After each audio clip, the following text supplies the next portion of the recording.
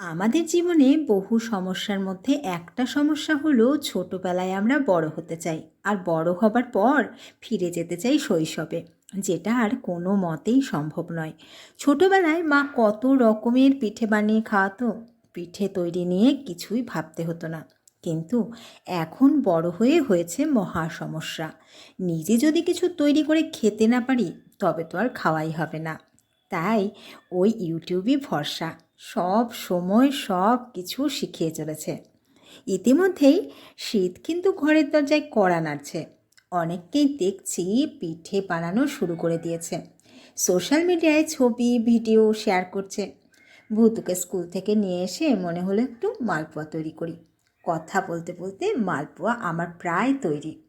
তো এবারে যাব ভুতুকে একটু খেতে দেবো, অনেকক্ষণ মেয়েটা কিছু খায়নি। মালপোয়া আমার তো বেশ ভালোই লাগে, ভুতুর বাবারও খুবই পছন্দের।